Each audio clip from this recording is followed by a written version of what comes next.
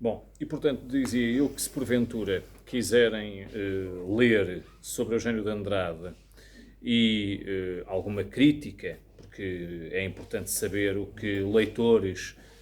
especializados escreveram sobre a poesia moderna e contemporânea, ou sobre outro período literário qualquer. Há críticos e ensaístas extraordinários portugueses que escreveram sobre Camões e o Renascimento, sobre a poesia medieval, sobre o barroco, sobre o romantismo, mas no caso da poesia portuguesa moderna e contemporânea, e a propósito do funcionamento da metáfora, ou da importância da metáfora na poesia de Eugênio de Andrade, dizia eu, na primeiríssima parte deste vídeo sobre Eugênio, que talvez fosse bom compararem A Vida da Poesia, Textos Críticos Reunidos, de Gastão Cruz, onde precisamente encontramos um ensaio, Função e Justificação da Metáfora em Eugênio de Andrade, de Gastão Cruz, indo ao encontro desta mesma ideia que Oscar Lopes aqui apresenta, a de que estamos perante uma poesia que opera um permanente movimento da metáfora, e diz Oscar Lopes, aparentemente modulador de imagens diversas para um mesmo conjunto de elementos míticos fundamentais. É uma dimensão a ter em conta na poesia de Eugênio de Andrade, a dimensão elemental, isto é, a relação simbólica, direta ou indiretamente dita, em poemas onde muitas vezes encontramos a terra densa com os seus frutos e corpos, a água fluvial ou marinha, o ar, tudo o que há de volátil, o lume, o ardor, a luz de um abril adolescente, de um verão a prumo ou de um outono dourado a rever-se, a desdobrar-se em imagens de perduração juvenil. Isto diz Oscar Lopes. E diz ainda que o conjunto da sua obra, mais do que do nosso modernismo, se reconhece a continuidade da geração espanhola de 1927. A geração de Lorca, de Rafael Alberti, a geração de António Machado, e é interessante, seria interessante nos anos que se seguem, os professores explorarem um pouco mais as relações da nossa poesia, com três literaturas, pelo menos, a espanhola, tão próxima de nós e que muitas vezes desconhecemos. Eugênio de Andrade é, de facto, um poeta extremamente atento aos ritmos de cancioneiro vindos, por exemplo, do Garcia Lorca. Ele mesmo traduziu inúmeros poetas de poesia de língua espanhola, mas também a poesia francesa, tão marcante na estruturação do nosso próprio lirismo, e, claro, a poesia inglesa, que vem pelo menos, dos anos 60 a esta parte, depois de um grande influxo de cultura francesa em Portugal, vem dominando muitas vezes as referências e vem a ser glosada ou parafraseada por poetas portugueses mais recentes. Mas Oscar Lopes considera também fundamental o seguinte,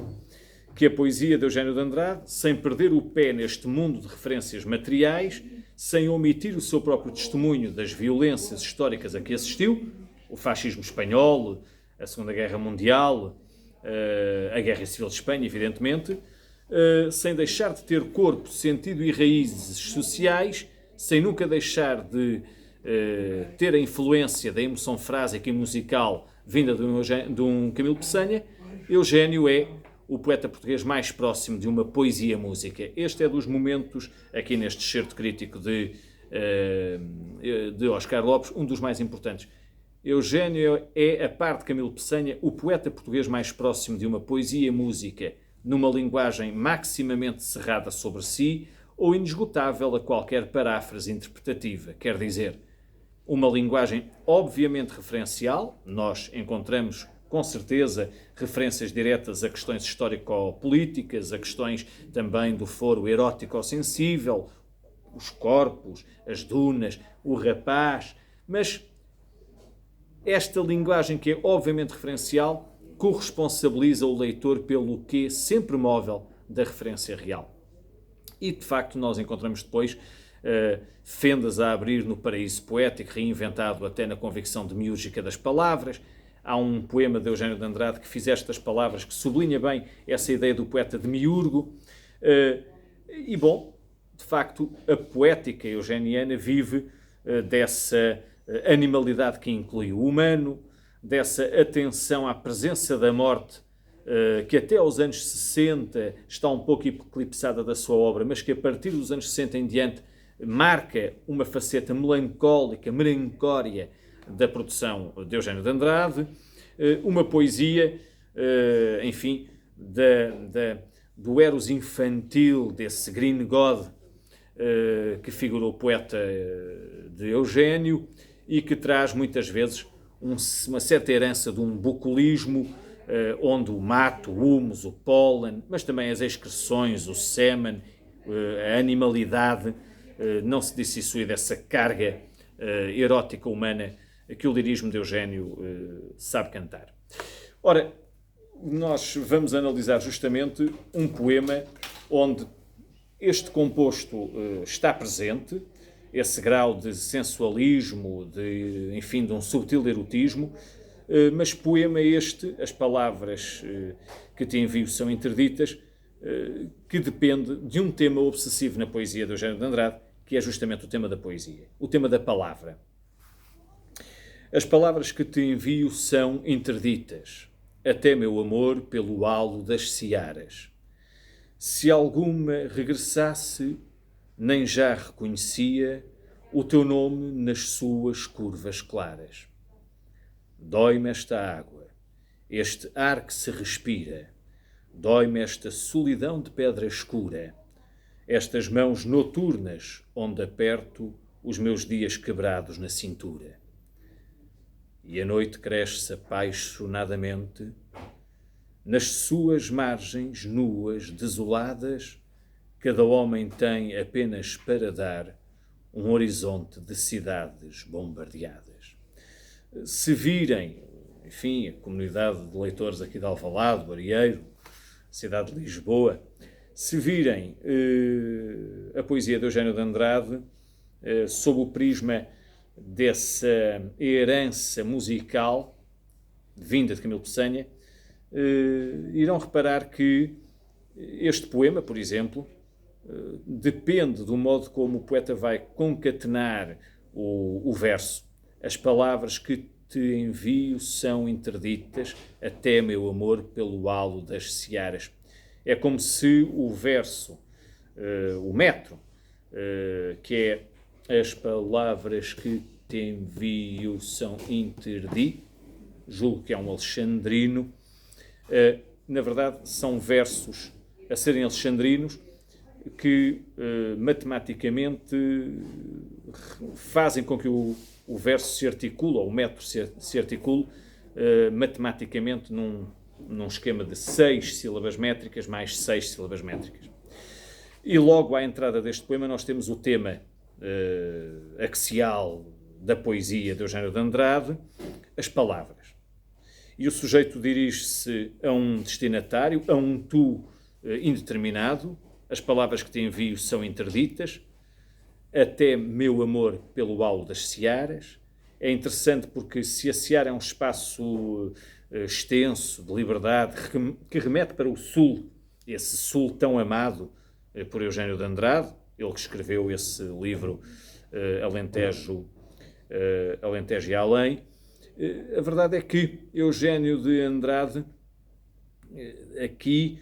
articula o poema em torno desta oposição significativa, as palavras interditas versus o halo das searas. O próprio halo das searas parecem interditar as palavras que se enviam. E se alguma regressasse, diz o sujeito, nem o próprio poeta já reconheceria o nome desse destinatário a quem ele se dirige nas curvas claras dessas palavras ou dessa palavra que viria. É preciso ter uma grande atenção à sintaxe dos poemas de Eugênio de Andrade, perceber bem quais são, enfim, as catáforas e as anáforas, para lembrarmos aqui termos de gramática. Na segunda estrofe, o verbo doer. Dói-me esta água, este ar que se respira. Dói-me esta solidão de pedra escura. Extraordinário poder metafórico, transfigurador de Eugênio de Andrade para dar à solidão a carga negativa que uma tal palavra contém, nada como a pedra escura. Dói-me esta solidão de pedra escura. Estas mãos noturnas, vejam o modo como,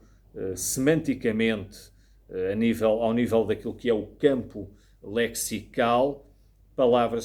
certas palavras estão aqui muito próximas. O verbo doer, da palavra solidão, do adjetivo escuro, pedra escura, mãos noturnas, e depois onde aperto, o verbo apertar, os meus dias, e agora o verbo quebrar, os meus dias quebrados na cintura. Claro que pode haver a tentação de se fazer aqui uma leitura política, se souber que este poema data dos anos 40 ou dos anos 50 e que pode aludir ao ambiente asfixiante de um país que estava sob o peso de uma ditadura, ou então tentar ver aqui qualquer espécie de leitura de um sujeito agónico a braços com a Segunda Guerra Mundial ou com o fascismo na Península Ibérica. Pode ser, deixo em aberto essa possibilidade, mas gostaria que colocassem a atenção, de facto, na linguagem, no modo como se vai operando o poder metafórico neste texto, e vejam como é que termina o poema. E a noite cresce apaixonadamente, o que é já de si um paradoxo, uma contradição se tivermos em conta o ambiente da estrofe anterior, que é um ambiente escuro, pesado, apertado, asfixiante, e a noite cresce apaixonadamente, nas suas margens nuas, desoladas, e aqui a prova final da solidão absoluta. Na noite que cresce apaixonadamente, nas margens nuas, destruídas, desoladas, cada homem tem apenas para dar um horizonte de cidades bombardeadas. E aqui talvez aquela leitura possível que relacionasse o próprio tema das palavras de poesia com um século que procurou assassinar a palavra, talvez essa leitura fizesse sentido.